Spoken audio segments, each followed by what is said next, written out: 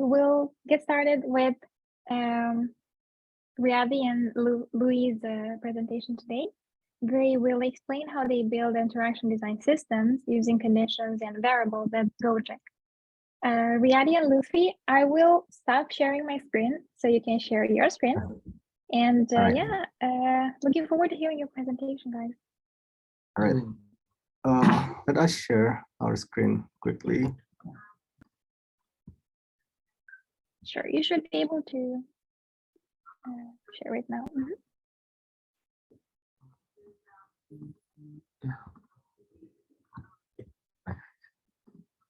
Okay. Can you guys see our screen? Yep, we can see it. Okay. So, hi everyone. My name is Louis. I'm an interaction designer, currently a part of the Gojek IHD's prototyping stream. And I'm Riyadhi. I'm currently the product designer here in Gojek. So today we're going to talk about the process of prototyping within Gojek and how ProtoPie helps us in that process.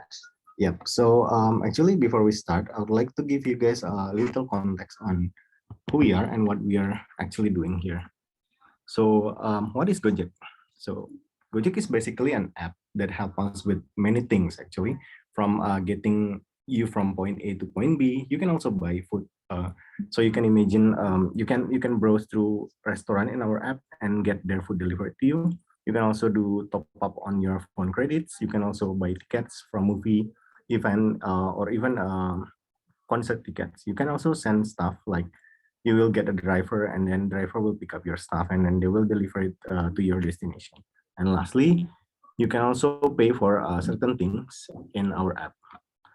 So with all the services, we are actually currently maintaining not only one app, but also another multiple app that is currently being used by our partner, which is the driver and also merchants.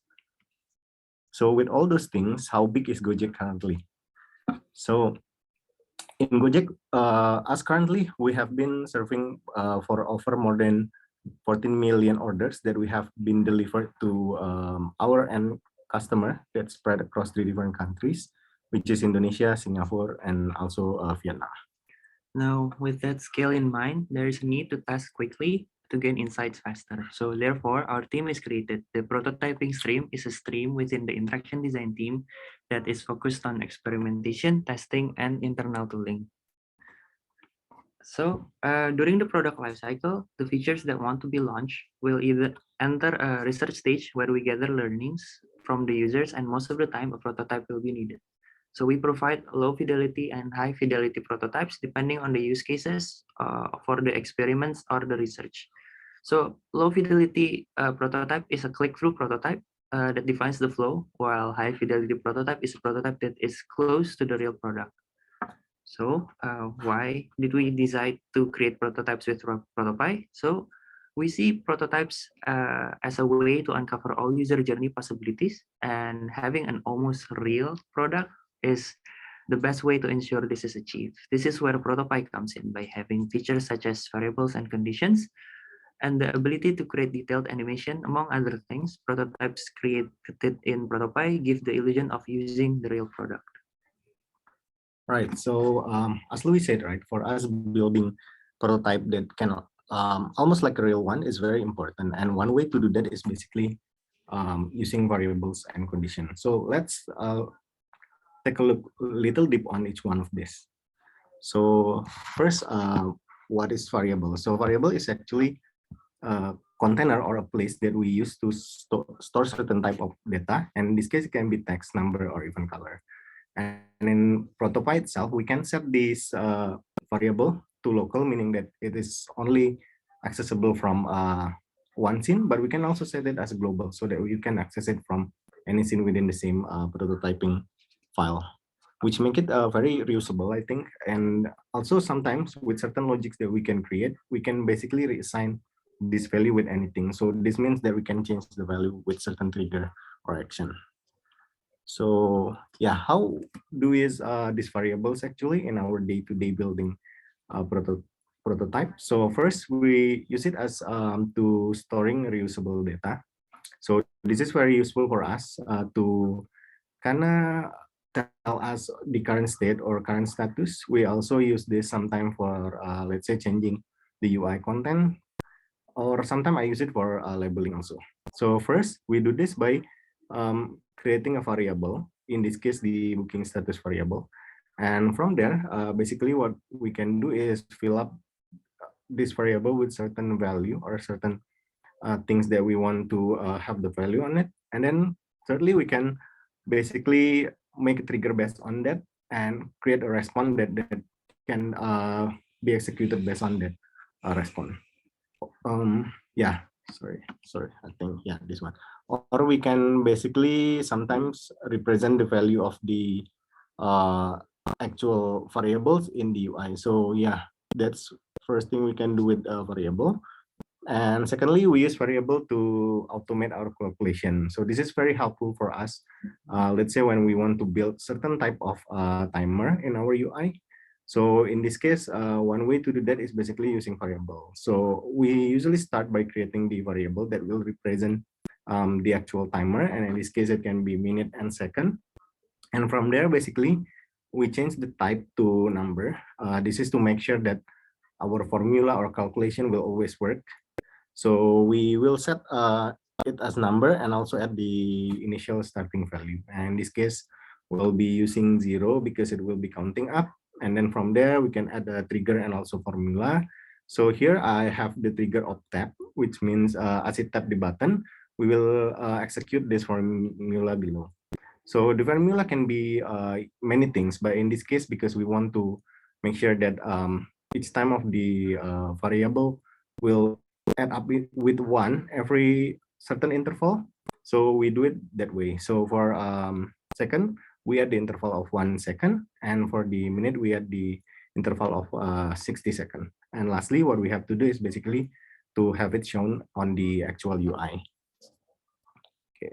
Lastly, on variable, we use it to make our component very dynamic. So what I mean here is basically, you can imagine sometimes we have a certain component, but we want to use it multiple times in a single page. So, and at the same time, you also want to kind of change the content or let's say the text of it. And one way to do that is, yeah, using variable. So usually we started creating a variable in that particular component.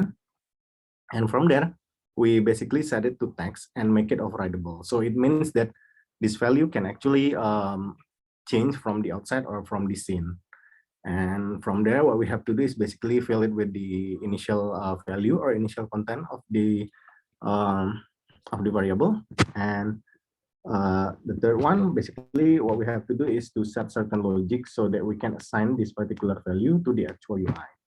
And lastly, what we have to do, as we have already duplicate the component in our page, what we have to do is basically just fill up or change the content of it.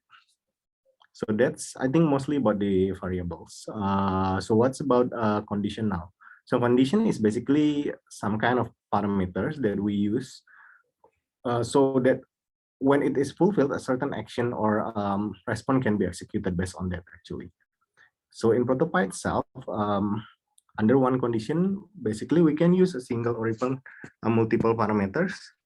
And we can also use many option of comparators that they have also built and provide to us. So what I mean by comparator here is the things that we use to compare between one value with another. So this is very useful for us. These two things really help us when we want to create certain logic or certain condition that almost can replicate like what we're gonna have in the actual feature, right?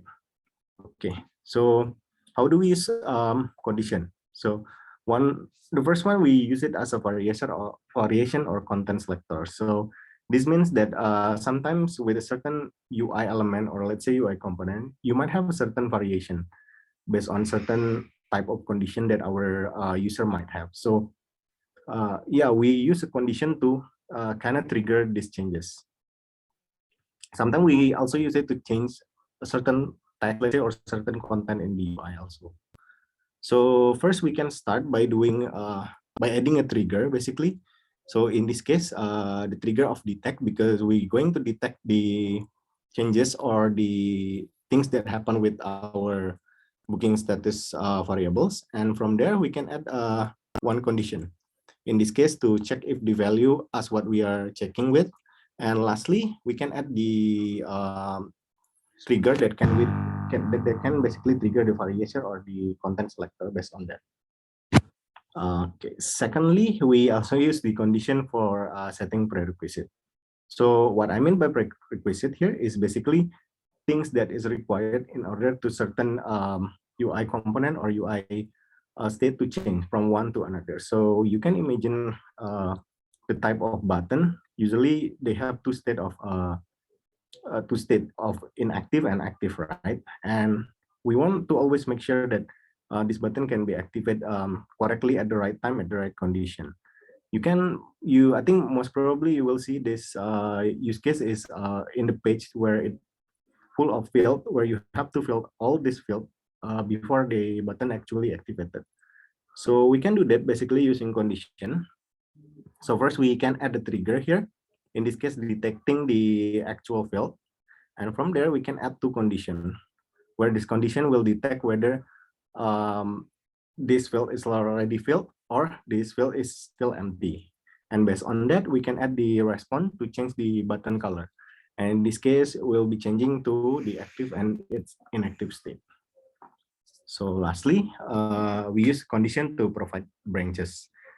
This is sometimes because we will encounter with a situation where you will need to direct user to different type of flow based on certain condition by using only one trigger. So yeah, we can do this by using condition. So first we add a trigger of tapping a button. And from there, we can add a condition where in these two conditions, basically we are trying to check if they are selecting the option A or the option B, let's say.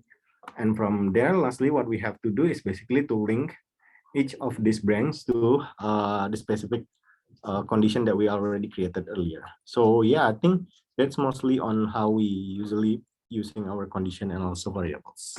Over to you. Please. So variable and conditions allows us to create a high fidelity prototype that is incredibly flexible and responsive and close to the real product. So I'm going to show you some examples where variable and conditions really helps our process.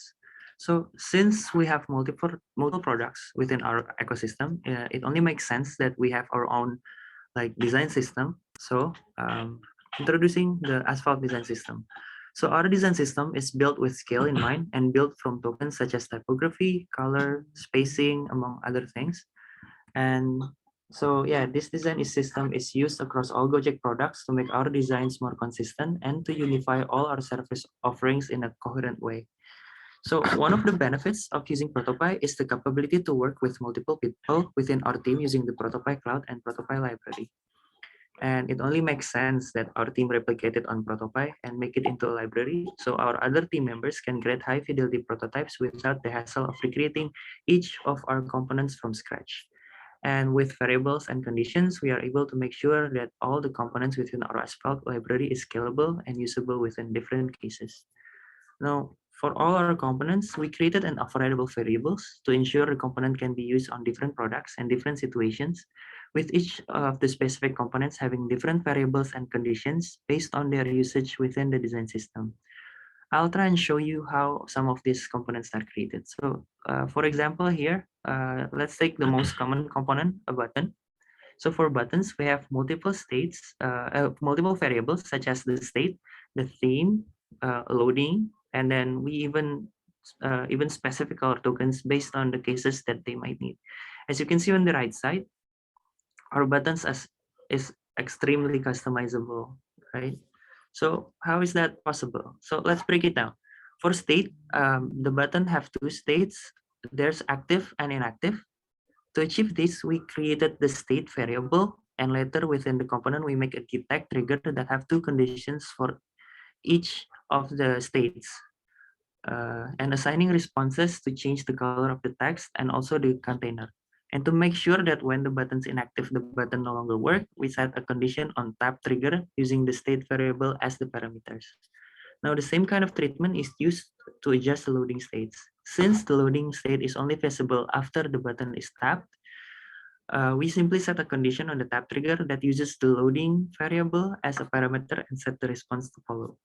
While for theme, we have multiple themes, the three main colors, green, light, green, purple, and pink with different themes, light and dark. And to make it easier to change the themes, we made the color tokens being used within the component a variable on itself. Later, we set the condition on a start trigger and also a receive from scene trigger to make sure we can change the theme of the prototype either from start or within a certain flow.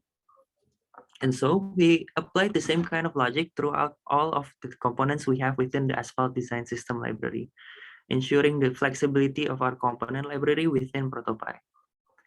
So another case where variables and conditions is incredibly useful is with our next case.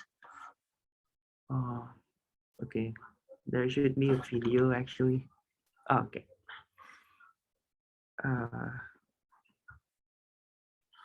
So the video. Can you hear the audio? Yep. Yep. So yeah. So here at Gojek, one of our main design principle is accessibility, and with ProtoPie, ProtoPie allows us to create a prototype that can be used to test our features for people with disabilities. With ProtoPie Speak feature, we are able to test our feature on our visually impaired users and gather feedback from them. How did we manage to do so? First off, we created a selection highlight component that has the capability to be individually identified from the scene. Now for that, we created the component with an ID variable and makes it overridable from the scene so that it can be specifically identified based on the order they are put within the scene. Then we also create a variable that can be used to declare which item is being selected within the scene and named it item. To change the value of the item variable, we use the swipe trigger, which is fling here. And if you swipe it to the right, it will give a +1 response to the item variable. When swipe to the left, it will give a -1 variable to the item variable. And so there are two main variables that play a big role within this prototype. The ID variable tracks the individual item's ID, and the item variable that tells the component which item is being selected. Now, to communicate between the selection component and the scene, we set up a detect trigger on the scene to detect the changes of the item variable. Then we also created a receive trigger within the selection component that will communicate with the component in regards to which item is being selected from the current scene. Now, after all the variables are defined and the calculations for the interactions are done, we started with the conditions. For the conditions, we only need to set a detect trigger so the prototype detects which item is being selected. That's by using the item variable as the conditions, and assign a speak feature, speak response based on the item variable. To swipe, so we also set the item variable. We also set a limitation for the swipe gesture, just to make sure that there's no case where the item selected is more, the value is more than the actual item that's on the screen. So as an additional feature for the item selection, we also set a variable in which the prototype can detect the user's finger. If the value of the Y position of the finger goes down, so will the item variable and vice versa. So by creating a prototype created specifically for our visually impaired users, we manage to gather their genuine insights and also can know better about the behavior they have when interacting with a digital product. All right. So yeah, finally, as a takeaways, we have actually discovered that for us to build high fidelity prototype with such a very dynamic data and also very complex logic that can almost resemble like an actual lab is very important. This is because for people like us who build the product, we always wants to make sure what we are building can actually solving the actual problem of our user, right? And yeah, with this kind of prototype, it's basically allow us to kind of type on more edge cases that we will not be able to tap as, let's say, we are using a very static prototype, like image by image prototype. And at the same time, it allow us to also see how our user kind of interact with our feature that we are building or even the product, because the prototype that we are making is very flexible, it's very dynamic, and also very high in logic. So basically, yeah, with all those things, what it means to us, It means that we can get a very genuine feedback much earlier and also be able to validate our hypothesis with very less effort. And hence we can fail cheaply, and then we can also focus our time on iterating more of our solution and also fine tuning it so that what we are shipping to the actual user will actually have a little risk of it. So yeah, and finally using variables and condition in ProtoPie, it really helped us a lot in achieving this. So yeah, I guess that's it from us. Thank you so much for having us today. I hope what we can learn something from what we are sharing today. Thank you so much. Thank you. Thank you so much, Riyadhi and Louis, for this awesome presentation and for explaining so in such a detailed manner how you use conditions and variables. Okay, then let's. Am I sharing my screen? Can you see my screen now? Yeah, I guess I am sharing, right? Am I? Okay, awesome. Okay, it's time for our first Q&A session. After this presentation, I will go to the Q&A box and cherry pick some of the questions you sent us. Okay, one question was whether you use prototypes made with ProtoPie for user testing. Yeah, so actually the biggest reason why we choose ProtoPie is so that we can use it for user testing. As we mentioned, having a close to real product is the best way to get more genuine insights from our users. Correct. So yeah, that's why we do use ProtoPie for user testing. I think in fact most of the time we are building prototype is for the user testing, I think. Yeah. Awesome. Thank you so much. One other question was, how many people prototype in your team? Do you think prototyping is also valuable for smaller design teams? Okay, so in our prototyping team, actually we have only 4 people so far.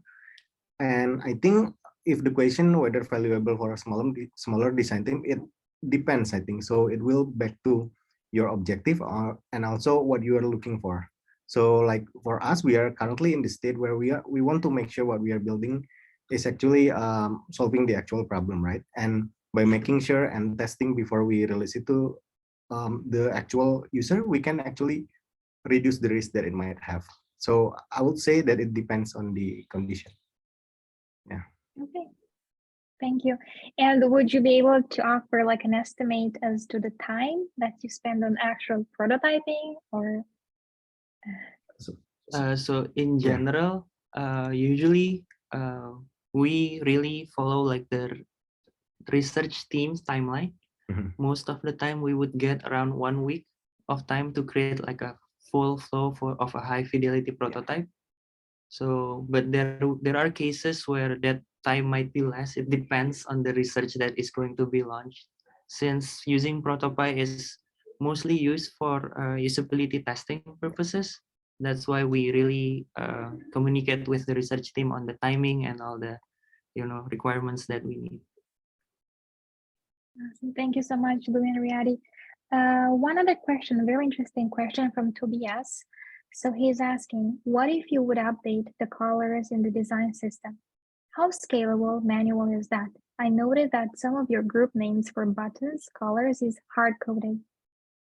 Yeah, so for the case for ProtoPie, I mean the library within ProtoPie, it's quite still manual since we need to type in each of the specific hex codes of the colors for the themes. But I think the logic that we have created on our library make it very scalable also, right? So what we have to do is basically to add one variables, I think, right? For the color, let's say in future red, and then we can input the hex code of red and it will applicable for all the library. I think, yeah. Okay, thank you so much. Let's see. Okay, this is another interesting question. How do you onboard new designers to ProtoPie? Do you rely on internal training and information sharing, or do you use ProtoPie's public material like the ProtoPie school and the YouTube channel? So how do you do onboarding to ProtoPie? So Usually we started off by sending them to the ProtoPie website to learn more Yeah. about ProtoPie itself. But so since we have our own design system within ProtoPie, we also created like a documentation on each of the like components that is available on the ProtoPie library. So yeah, for new users being onboarded for to ProtoPie within our team, there will be of course there will be like one-on-one session where Yeah. they can ask anything, but the two main resources will be always either the ProtoPie website or our own documentation. Mhm. Mm. Okay, thank you so much. Let's see. Another question regarding components. Do you also scale the interaction components to higher levels, such as dual buttons that are dependent on one another? I think it depends on the purpose of the prototype itself. But for the basic components that we have on our library, we have multiple states for each. Like for example, button. There are multiple. First there are multiple buttons within our design system, and for each of the buttons we have multiple states and multiple variables as well. So it's scalable to a point. Yeah. If there's more specific case that is needed, we would still be required to create a new component. Okay, thank you, Louis. We have time for a few more questions. One question that I saw was asked 2 times or several times is regarding dev handoff. How do you communicate with engineers? How do you do developer handoff at Gojek? Okay. So we're talking about the context prototyping. I think we don't do any handover pretty much so far. Usually as Louis said earlier, right? Usually as the guy working with prototype, we are working closely with two people, with the researcher and also our product designer. So usually the handover to our developer, it mostly done by the product designer. So yeah. So for the motions or like animations that are happening within the product, within Gojek we actually have our own motion designers that have their own like motion design requirements or like animation curves that they can hand over to the devs. But there are also cases where we can help the dev if there's no motion designers involved. We can help the dev by like sharing the recipes as what the ProtoPie feature has. But yeah, most of the time we only sync with either researchers or product designers. Yeah, this is also related because most of the time we are building the prototype is for user testing, not for the handing over to our devs. Got it. Thank you so much. Okay, we have time for one more question. It's also regarding user testing, and I think this is really nice to hear. How do you do like user testing? Do you recruit actual drivers to test your stuff out? How do you do that? Yeah, actually, we actually do. So yeah, so in Gojek itself, our end user is not only customer, we have a merchant and also driver. So based on that, basically, if a certain team, let's say from a driver team, they want to test their design and the end user is driver, yes, the answer is to recruit the actual driver. And let's say if the actual customer, and then we recruit the actual customer. So yeah. Okay, thank you so much. We do have a lot of other questions. Let's keep them for the end because we need to get going with the second part of the webinar with Darren's presentation. We will keep this Q&A open, and if we have time at the end to cover more questions about prototyping at Gojek, we will cover that. Thank you so much,